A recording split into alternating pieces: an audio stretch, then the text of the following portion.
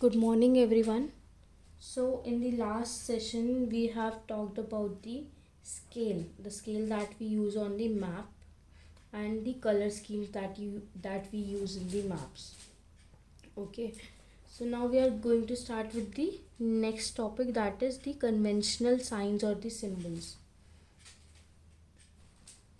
You must have noticed that the location of a town or a city is generally marked with a small circle on the map.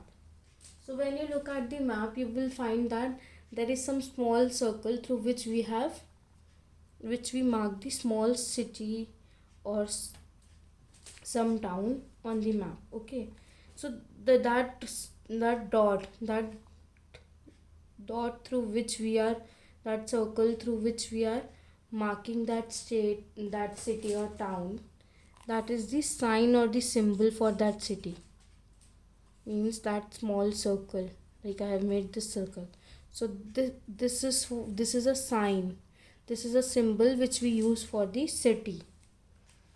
The boundary between two countries is drawn by a line of dashes and dots. So when you have to make a boundary between two countries, how you will make that? A line and a dot, then a line and a dot, and line, like this. Suppose line, dot, line and a dot, and a line and a dot. So this thing you use for a boundary between two countries. Dash and a dot, dash and dots. This continues. Railway lines, roads, rivers, and many other types of information can shown with the help of various symbols. Similarly, we have railway lines, we have roads, rivers, everything. When you are looking at map, okay, so it's not that you only need to know the states, where is the state, but you also need to know other things also. Like if you are moving on the road, you need to know that where this road will turn now, where is the road now. Okay, you need to know the directions, and for that there are some symbols. These signs are used for particular things. Like for the boundary of a two countries, we use this dash and dots. For these small cities or the towns, we use the small circle. Similarly, we have specific or various symbols which we use for further things like railway lines, roads, rivers, and many other things. Some standard symbols are shown in the figure. These symbols are made according to the scale. This can be drawn in different colors. A key on the map explains the meaning of these symbols. Also, we have this figure, we will discuss about these symbols. So we have these symbols, okay, and these symbols are also made according to some scale. We have scale, we made these symbols also according to some scale. It's not like that we just make according to ourselves. Here also we use some scale. And also this can be drawn on the different maps. Okay, we can not different maps with the different colors. It's not compulsory you have to draw with a particular color. We can draw them with the different colors also. And a key on a map explains the meaning of these symbols. Like in the color scheme, I've shown you the key. Key means it is something that where we will write a meaning of a particular symbol. Like if I've used this symbol in the map, so I'll make a key where I will write what does this means. So what does this means? It means metal roads, suppose.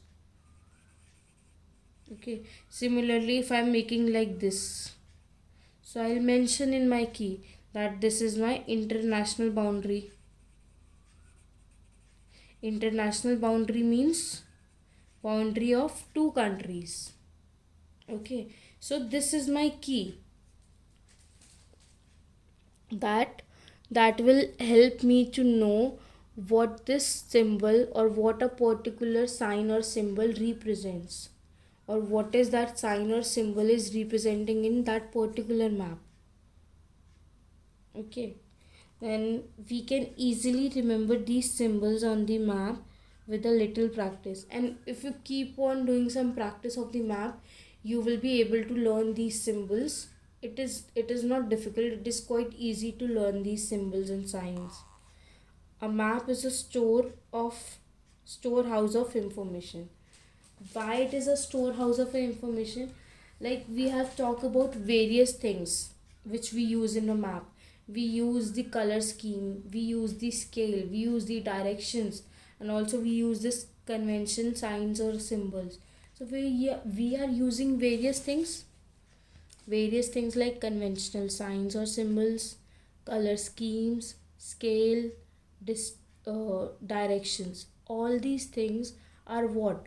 They gives us some specific information, some more information apart from just a state or just a name of a country.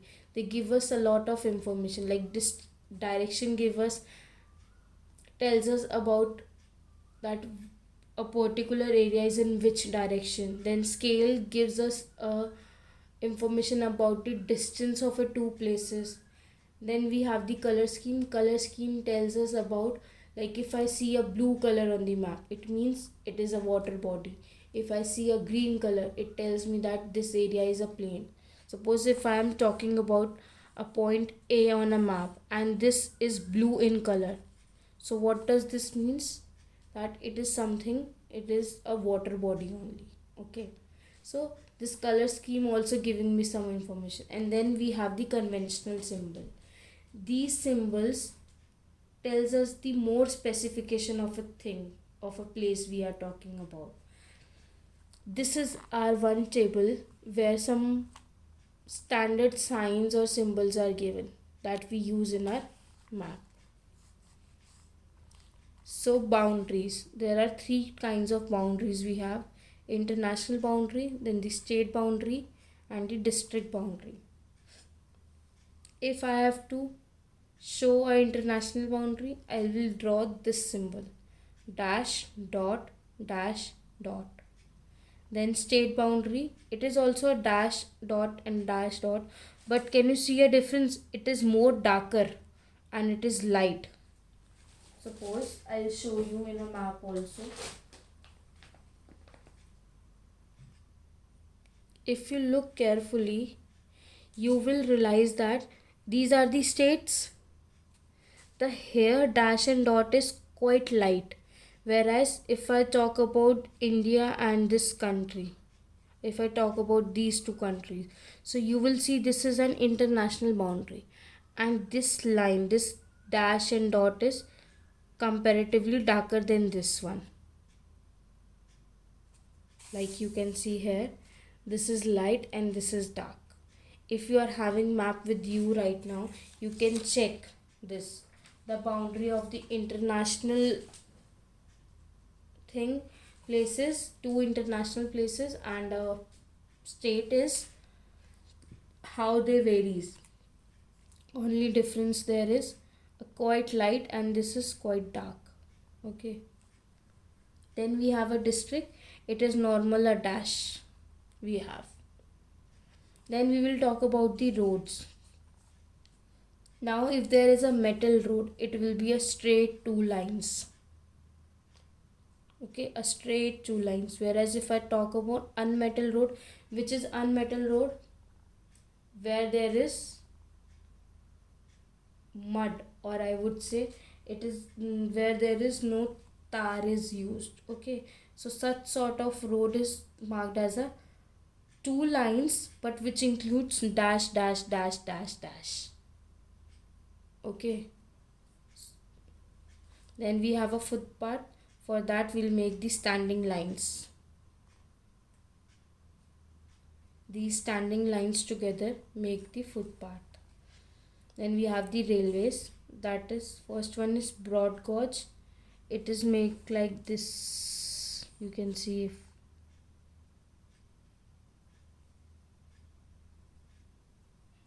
then we have the meter gauge.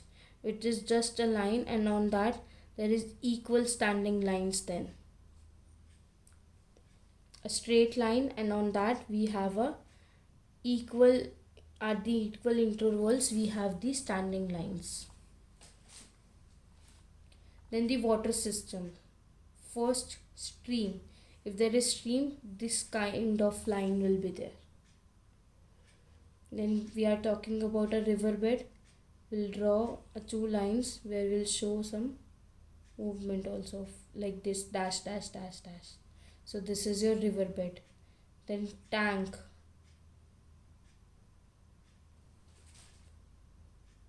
Like this, and here we will make a check box like I have drawn this. I'll draw like this and like this. It is made like this. Then dam, a straight line and triangles on that. And since we are talking about water system, so that is why we have made it with a blue color.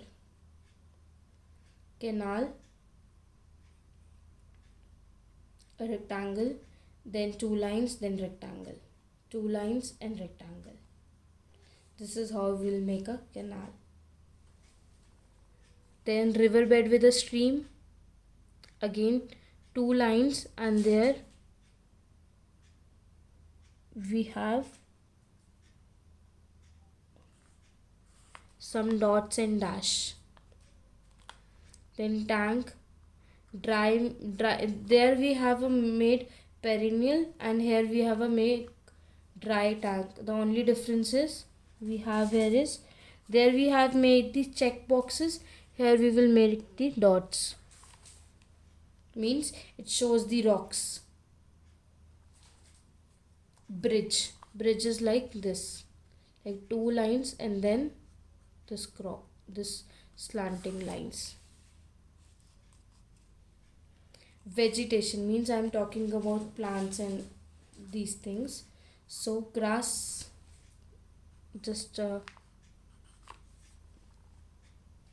kind of a board we make, or the grass you usually draw when you are making a drawing. Then swamp, it's like this, four points are there. Then conifers, a small tree is made. Then we will talk about the monuments. Fort, for fort we will use this symbol. For temple we'll just draw kind of a temple only. Church, a rectangle and where there is this plus sign. Then mosque, a small mosque we have made. Okay, then settlement, village will be made like this. Then we have the post office, means P.O. This is your post office. Police station means P.S. P.S. So these are some of your conventional signs or symbols. So why we are using these signs or symbols, it helps us to understand better that what this place is. Suppose I am talking about some place B on the map. Okay, suppose if this place, around this place I have this symbol, what it means, that it is a fort. Okay, and around this place I have this symbol also, means to go this point, to reach this point, the road I have here it is a metal road. So these conventional signs and symbols they help us a lot. They give us a lot of information if we need to reach to that point, or if we need to know about some place particularly. Okay, so in short, this conventional signs or symbols are also a kind of information that help us to understand a map in a more better way. So all these four things are very important to understand a map. Okay, without these things it is not an easy task to understand what is there in your map or how to find out some location on the map. So here we are done with our explanation part. We are done with the reading of the chapter. I hope everyone is clear till this point. everything is clear with you. Now moving forward, we are going to do the keywords today. We are going to discuss the keywords. Only few keywords are there. Quickies means your keywords only. So we are going to discuss this. The first one is scale. And also make sure you learn these keywords also. The first one is scale. Scale means it is a ratio between a distance on the map. What? Distance on the map and the actual distance on the ground. Okay, so we have already talked about this. What is a scale? It is the actual distance on the map. Sorry, a distance on the map and the actual distance on the ground. We take a ratio between two things. What two things we take? Actual distance that you have on the ground and the distance you show on the map. So the ratio between these two is known as scale. So first is your scale. Then atlas. Atlas is what? A book of map means where you have a different kinds of map, like a world map, India's map, rivers map, or any map you can have. So that a book where you have a lot of maps is known as a atlas. A book that consists of a map is called your atlas. Then third one is your conventional symbol. Different signs that are used to show various features on the map. What are the conventional symbols? These are the different signs that we use to show the various features on the map. Like we have done here, that these symbols are used to show the various features like road or vegetation or monuments or any railways. So to show such sort of features, we use these conventional symbols, or these are the signs that we use to show the various features. Then fourth is signs of map making. Means it's not like that anyone can go and make a map. It is also a technical thing, and for that, who can make a map, that science of map who knows how to make, it is known as a cartography.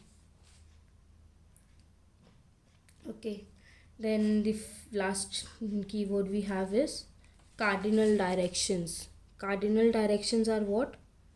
These are the east, west, north and south. These are the directions, and these directions are known as the cardinal directions. We have 4 cardinal directions: east, west, north and south. Okay, so here we are done with the keywords. So for today we are done. I hope everyone has understand everything, and if not, watch the video again. If still doubt, you can ask from me on the Snap homework if any doubt is there, or you can even comment on the YouTube videos also. If there is any doubt, your doubts will be clear. But make sure you are watching the video regularly, and also you are doing your homeworks regularly.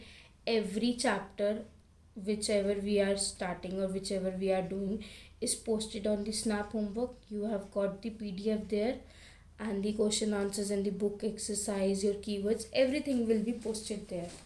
Already posted there, in fact. Also, if some extra thing is required, that will also be uploaded there. So make sure you are checking it daily, and no one is skipping any of the video. Everyone needs to download the Snap homework. That is very important. Is it clear with everyone? And also make a separate notebook. Make sure you are writing all your question answers, all your keywords, everything there. Whatever notes or question answers I am providing you on the Snap homework, make sure you are writing that on the separate notebook.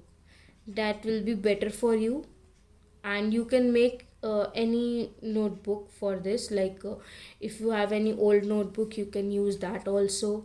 If not, you can make a new notebook. And even if not that, you can just take, it's better you take the notebook only. And if in the emergency situation you don't have any of the notebook, just take some pages, staple them, and make it like a notebook then on your own. Then do it on that. Okay, I hope is it clear with everyone. So that's all for today. We'll start with the question answers and book exercise in the next session. Thank you and take care.